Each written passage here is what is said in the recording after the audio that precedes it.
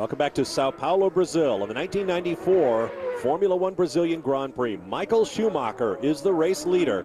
Ayrton Senna runs in second and is pushing hard, trying to make up the gap when Schumacher passed him during a pit stop to take over the rate lead. Second round of stops now. This is Senna.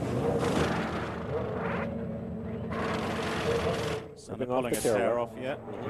Improve his vision. And away. Well, it's a nice clean stop, 8.5 seconds. It was a two-stop strategy.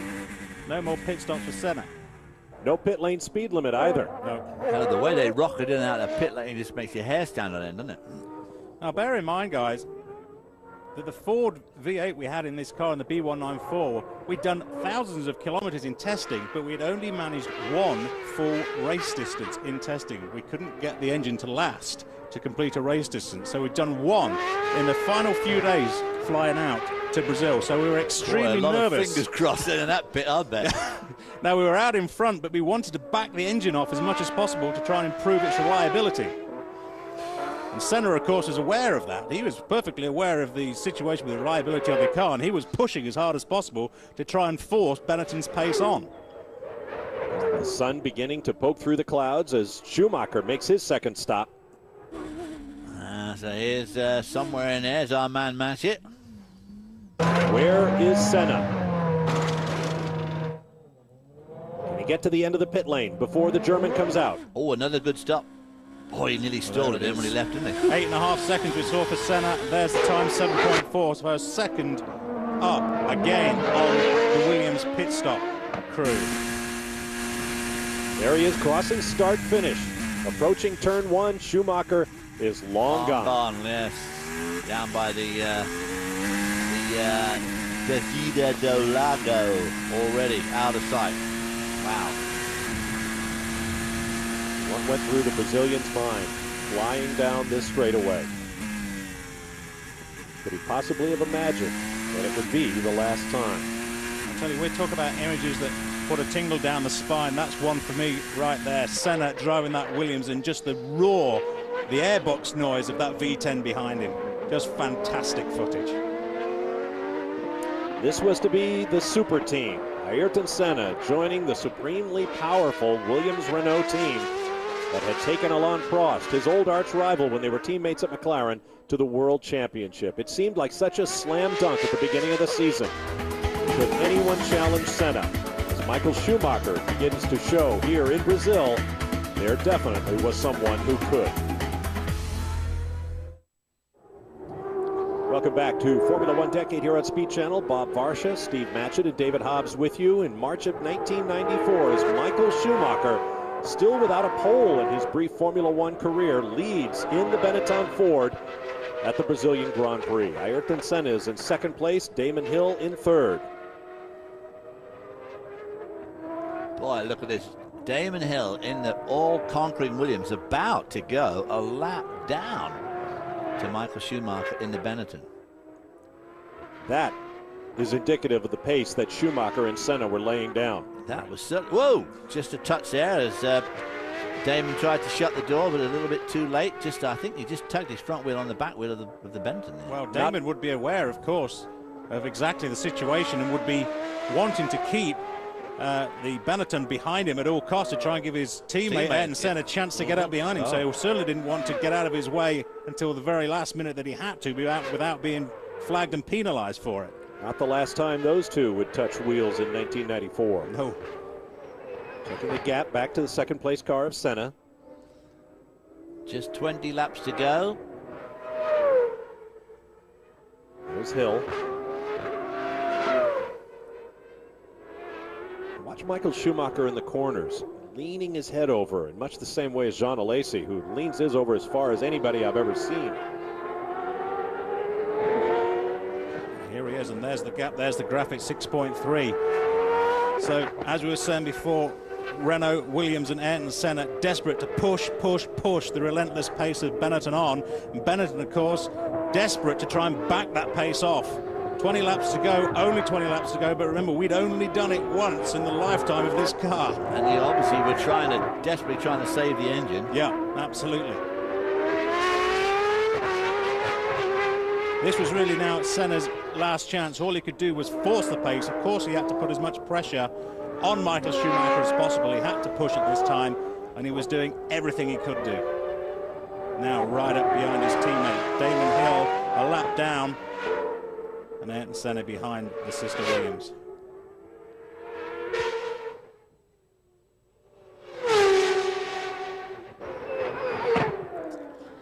Down to 5 seconds. Yeah. I noticed that same number. Senna goes by Hill. Hill give me plenty of room there. Brief look at Pedro Lamy. Quite a lot of moisture content in the air as well. See those little contrails? Yeah, a lot. I've been noticing that all along, especially off the Williams. The Lotus was outmoded technology in 1994, but it was still a very tidy and pretty race car. Not capable of dealing with cars like this, though. The gap hardly changed from 6.33 to 6.21. Obviously not enough with just 18 laps to go. But of course, someone like Senna would never say die. You've got to keep the pressure up because you never, ever know what's going to happen. You've both got to push, push, push. Find a way. Ukio Katayama in the Tyrrell ahead of Michael now as Senna tries to close the gap.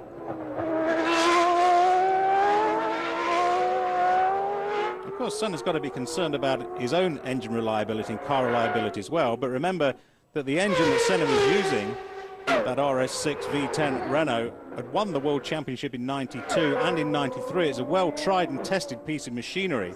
So they knew how long and how hard they could push it for before they started to get into a danger zone. So they certainly had the advantage over us on reliability.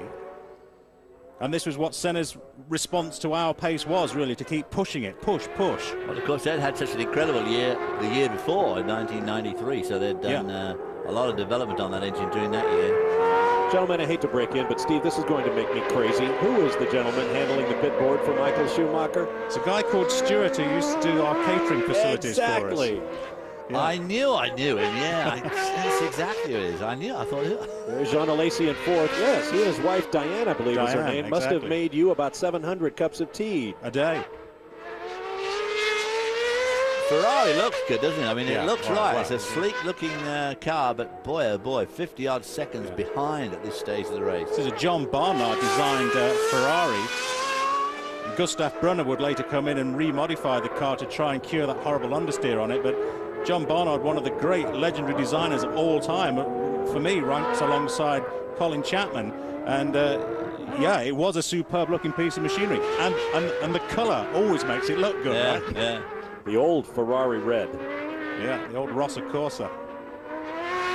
The gap, you'll see, come down nearly a second on that lap. So Hearts must have been fluttering a little bit in the Benetton pit. Sun out, temperature going up, obviously. Well, we've done all we could now as the Benetton team. The car had been reconfigured. There it is. Engine running, but and not stalls now. It. Stalled. Boy, that was unlike Ayrton Senna to stall. It was a very rare mistake, but one he did admit to. He just lost the car, and I think he was trying to get the car pushed out of the way, but the engine stalled. And I can only suggest that that was a result of his relentless pressure. Oh, wow, that's that corner coming up to start, finish straight there. A relatively benign corner normally. You very rarely see people spin there, but obviously he just legged it a little bit too soon, gave it all it got.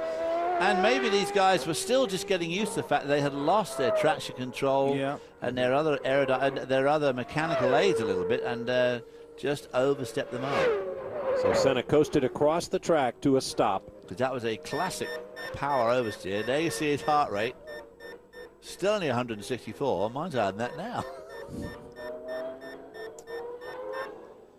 That's something I'd like to see more of. Yeah.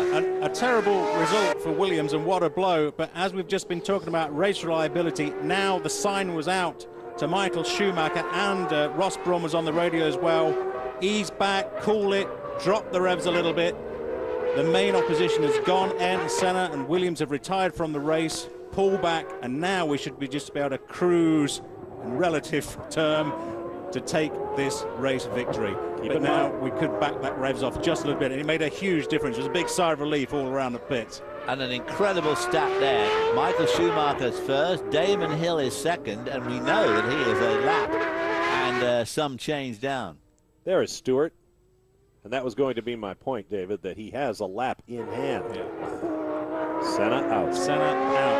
That's all that Michael will need. We did tell him on the radio as well, but now Michael Schumacher will be able to just re-gauge things,